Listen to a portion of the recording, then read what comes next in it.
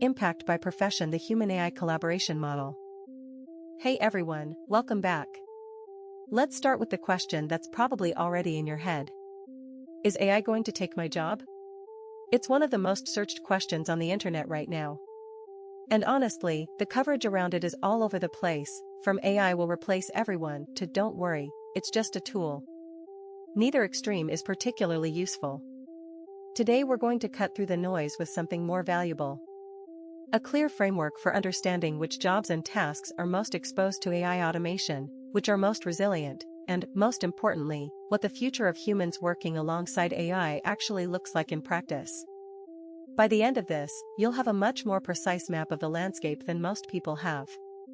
Let's get into it. To understand which jobs are at risk, you first need to understand what AI is genuinely capable of, and where it still falls short. AI excels at tasks with a common underlying structure. Large amounts of data, identifiable patterns, and clear evaluation criteria.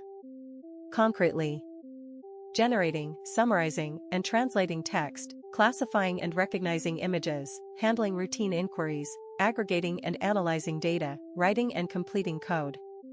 In all of these areas, AI can already match or exceed human performance at scale.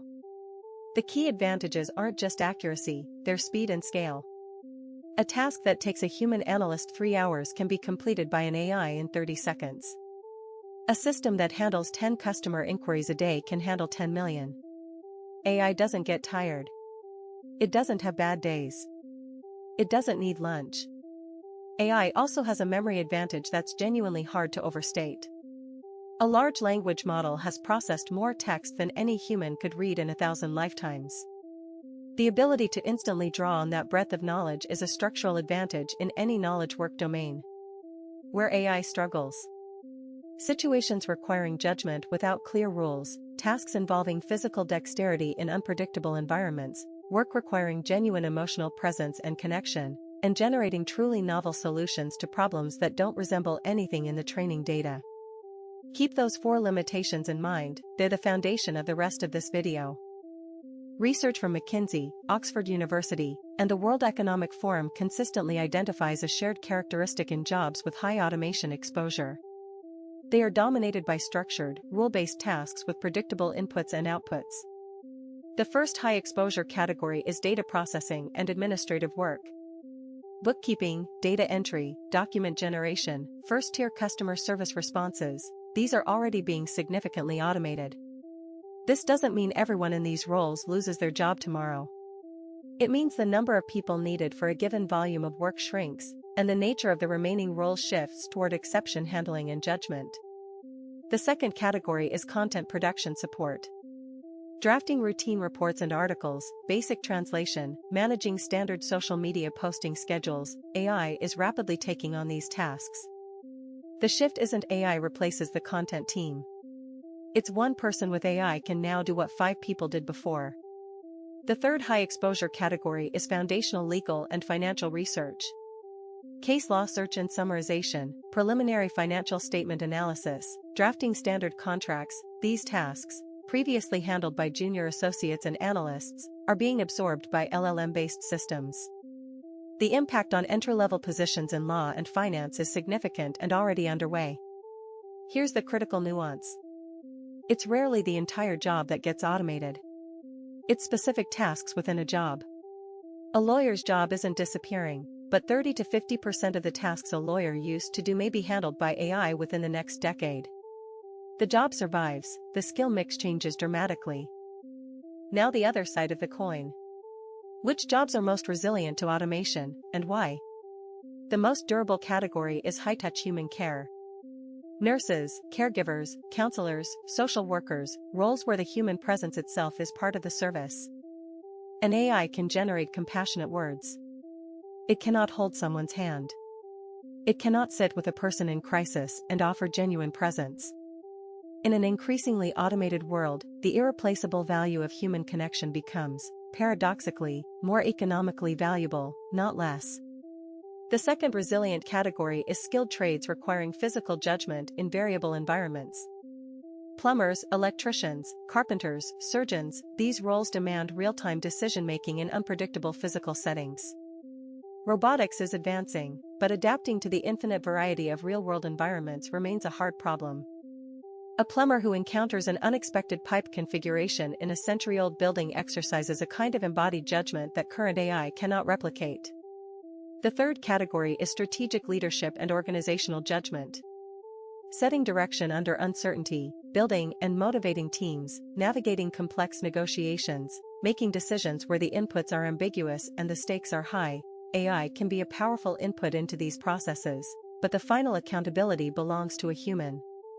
The value of genuine leadership, if anything, increases as more routine cognitive work is automated. And the fourth, genuinely creative work at the conceptual level. AI generates impressive outputs within the distribution of what already exists. But novel artistic vision, the creation of entirely new conceptual frameworks, cultural meaning-making, these remain distinctly human capacities. The artists, architects, and designers who understand this distinction will find AI amplifies rather than replaces their work. Let's shift from AI versus humans to AI and humans. Because that framing is much closer to what the evidence actually shows. The collaboration model takes several forms in practice. The first pattern is AI drafts, human decides. A marketer has AI generate 10 variations of a campaign headline, then selects and refines the best one. A physician reviews AI-generated diagnostic suggestions alongside patient history, then makes the final clinical judgment in conversation with the patient. AI handles volume, humans handle judgment quality. The second pattern is AI analyzes, human interprets. A sales manager receives an AI-generated analysis of customer behavior patterns, then asks, "What's driving this? What does this mean for our Q3 strategy?" Data processing is automated, meaning-making and strategic action remain human. The third pattern is AI monitors, human responds. In cybersecurity, AI systems watch network traffic around the clock, flagging anomalies for human experts to investigate. In manufacturing quality control, AI cameras identify defects at speeds no human can match, while human engineers diagnose root causes and design solutions. What all of these models share is a structural principle. AI absorbs the high-volume, cognitively repetitive work, freeing humans to focus on judgment, creativity, and connection, the things AI cannot reliably do. The productivity numbers from organizations that have implemented collaborative AI workflows are striking. Multiple studies report 30 to 50% efficiency gains. The headline isn't AI replaced workers. It's teams with AI dramatically outperform teams without it. The competitive pressure this creates, for individuals and organizations alike, is real. So what does this mean for you, personally? The single most important skill to develop right now is AI fluency, the ability to work effectively with AI tools in your specific domain. Prompt engineering, understanding when to use RAG versus fine-tuning, integrating AI into your actual workflows.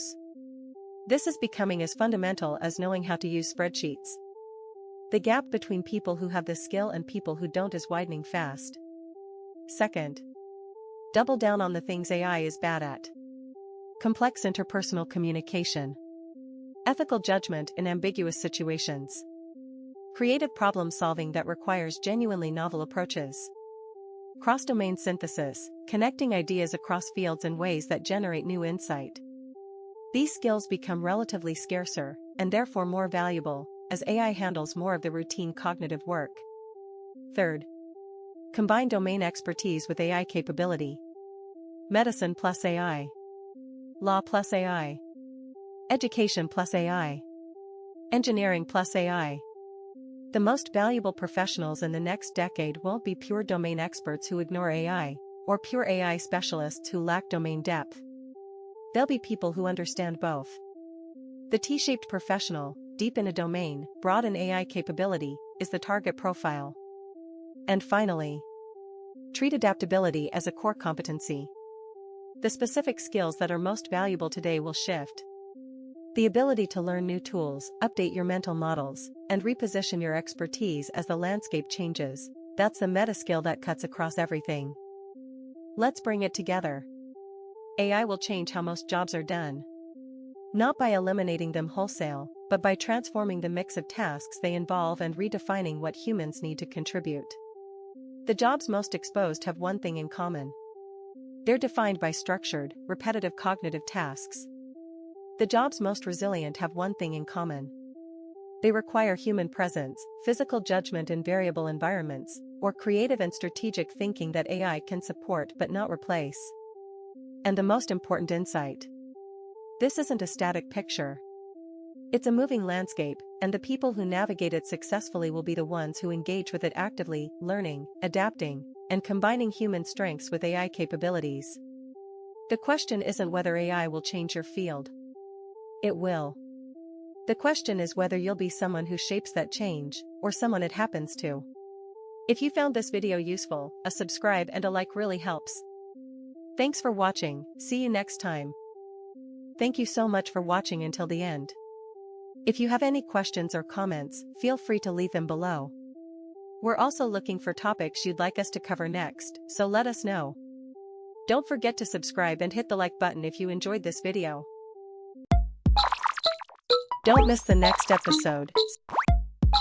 Subscribe to the channel and hit the bell.